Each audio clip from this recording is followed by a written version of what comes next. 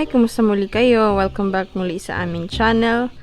Sa araw na to, papakita ko sa inyo yung aming azola o yung aming pakain sa manok. Ayan siya guys. Hindi ako nakapag-film nung transfer namin or ginawa namin siya kasi hindi ako nakapag-chance na gumawa ng video or nakapag-shoot kasi minadali lang namin kasi nga kailangan na siyang i-transfer. So ayan na yung mukha niya. Yan yung mga butil na parang bigas guys na green ay magiging marami yan or dadami sila rapidly. Yan yung sabi nila. Ito ay isang one way or another na pagkain ng mga manok. Ayan, this could be a substitute to their food right there. Ayan. So ito yung iba na hopefully merong magsibol din. Yan yung mga ganyan yung iba guys. So let's go to our backyard. Kasi nagpakain na po si Mister at hindi ako nakapag-shoot agad-agad. So yan yung pavo namin. Yung maliliit. Ayan. Kaway-kaway.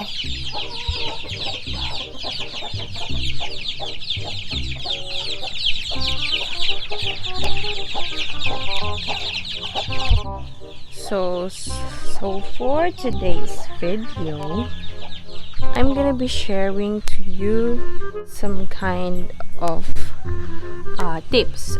Here's the tip guys. Gumawa kayo or kumuha kayo ng kahit ano lang, kahit bamboo, yan mga ganyan. This could be a bowl for their food or yung lalagyan ng kanilang pagkain kasi maganda siya, hindi siya natatapon. So ito na pala yung hinahanap ko kanina. Bunso, ay Nano pala, Nano yung name niya guys.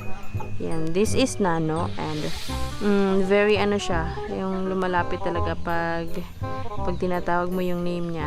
So Nano is his name. Ayan, so ayun ang sinasabi ko guys. This could be a substitute na parang bowl nila. Instead na bumili ka nung talagang mamahalin na mga pagkainan, you can substitute it with this. Kumuha lang kayo ng bamboo din. Biyakin nyo lang yung dito guys. Ayan. Biyakin nyo lang yung dito. Yung ibabaw lang niya na parang paganyan. Ayun. Hanggang doon. Or depende sa inyo kung gaano siya kahaba or what.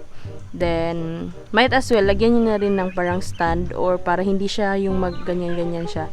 Hindi siya gagalaw kasi round naman din kasi yung kawayan. So, kaya kailangan siyang lagyan ng ganyan.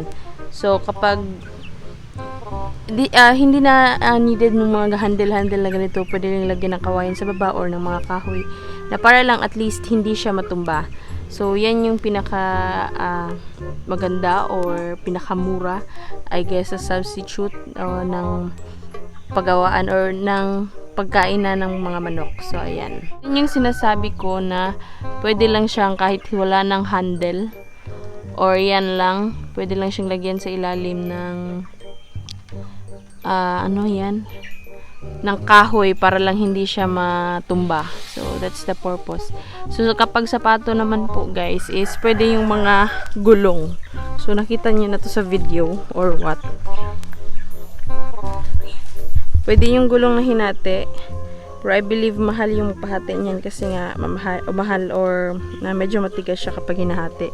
So, it's either yung gulong or yung mga parang sa kawayan lang din guys yung gawin nyo. Kasi pwede na makakatuka rin naman sila kasi maliliit naman yung tuka nila. Hindi naman yung malalaki talaga na parang baboy na talagang ginungod-ngod nila yung kanilang mukha or yung kanilang big sa lalagyan ng pagkain para makakain. So yung pabo nandito na rin, kumakain lahat, halos lahat na lang then nandito na. So kaya ayun, yun yung purpose.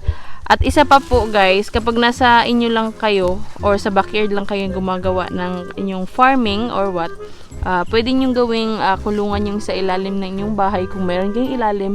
Kasi alam ko sa mga probinsya, kadalasan meron talagang like yung sinasabi nilang ilalim sa bahay. So yan yung sinasabi ko guys na ginawa naming parang kulungan. Ayan. nilagyan lang namin ng net, then we really ensure na hindi sila makatakas or what, lalo na kapag maliliit pa kasi medyo mahirap hanapin or mahirap, anong tawag nito? Hulihin guys, that's the word. Mahirap hulihin kapag maliliit pa. So yan, ini-ensure lang namin, ayan, nilalagyan ng mga net and stuff like that. No, sa ilalim nilalagyan namin ng mga kahoy para hindi sila makatakas, at dyan na rin namin nilalagay yung aming mga yung ina nila, yung mungaan kung sa Bisaya pa. So, yan, dalawa yung nagawa namin guys, kasi isa yung dito sa kwarto na to nung dati. Tapos isa din dito sa kwarto na to, yung dati. So, ayan. Dalawa. So, it's either dyan, pwede kayong maglagay after siguro nung mga season nyo is mga around 3 weeks na, pwede na siguro yon, or 2 weeks kung gusto nyo. There's nothing wrong with that. Then, pantayin nyo lang, or like talagang linisin nyo lang din at least yung ilalim para walang microorganism na kakalat or what. So ayan, nagpapakain kami. Siguro this is the starting, or ito yung simula na nagpakain kami ng liso na ganyan. Or dili pud gang, karon lang pud na tagaan na. So, ayun sila guys. Malalayo na yung narating nila kasi busog na halos. Kaya ganyan. Wala tayong makita ngayon kasi ayan. Yan. Si Bunso lang. Ayan pala guys. Ayun.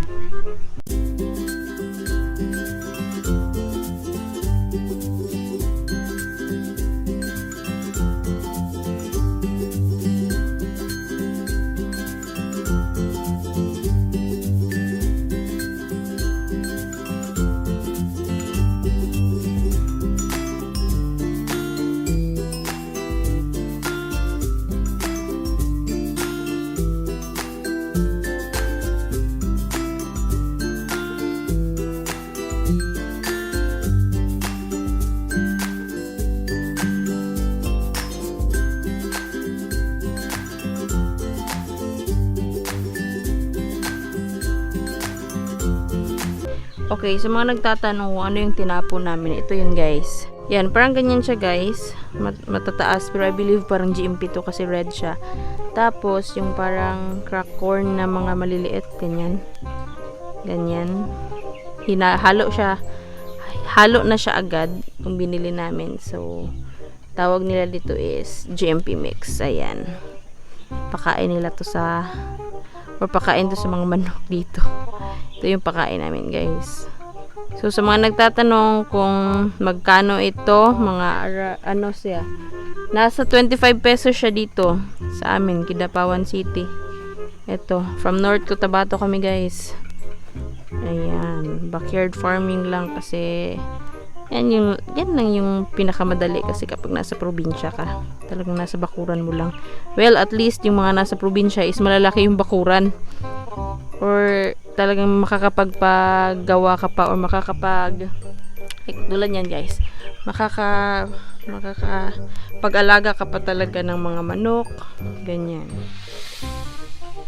So, pasensya guys kung medyo bolol tayo magsalita sa English, Tagalog, kasi Bisaya kasi kami. So, ayan. Yan yung sinasabi ko kanina na hindi na kailangan ng handle. Pwede niya ilagay diretsyo na ganyan. Pero dito, nilagyan na lang din ng handle kasi yung panday, nilagyan siya para daw pag buhat mo is hindi mahirap. Dalawa kayo magbubuhat. Ayan po. At ay yung mga pinurga ko kahapon guys, pinurga namin kahapon. Siyempre, alad na silang kumain. Ayan na. Ang sisigla ng muli nila. Kumakain na naman ng mga pagkain. Budol fight to sa kanila guys. Ayan guys. Napakakulit na. Kahapon halos mamatay na kasi nga medyo matamlay na. Halos walang makain na kasi guys. So, update. This is already 18 days. Ayan, 18 days. So, yan. Nilalagyan namin ng tubig. Always. Kasi kailangan. So, ang sekreto dyan is marireveal sa susunod na. Sa susunod na pagkikita, guys. I-reveal namin yan. Kasama nung pagpangpurga ng sinasabi ko kahapon. Kasi isahin natin to para ayan. Ang dami nila. Uminom talaga agad. Malakas silang uminom kapag ganyan, guys. Ewan kung bakit. Pero siguro dahil sa pagkain nila. Kita nyo naman yung pagkain nila kahapon. Ito siya yung pagkain nila kahapon, guys. Ayan. Yan yung pagkain nila. So, sa mga talagang may alam dyan, alam nyo na kung anong pagkain yan. Tapos umiinom sila. Yan, parang life cycle lang din ng tao o gawain lang din ng tao. Kumakain na sila dun sa kabila. Kung nagtataka kayo kung bakit iba-iba yung kulay nila kasi hindi sila magkaparehas ng ina, nilagay lang namin sila sa isang lalagyan para hindi masyadong maraming magdala na ina kasi masyadong magulo kapag ganun, kumbaga nagsasalpukan kasi sila kasi nga bago pa yung pisa.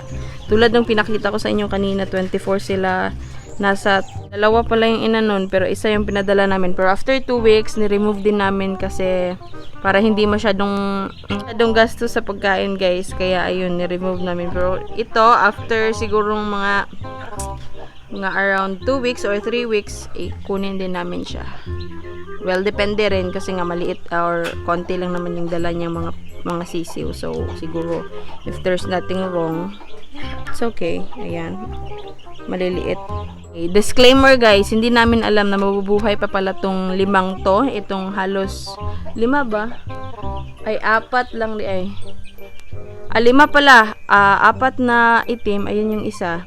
Tapos, isang white. Kasi itong dalawa, iba ay yung nanay nito.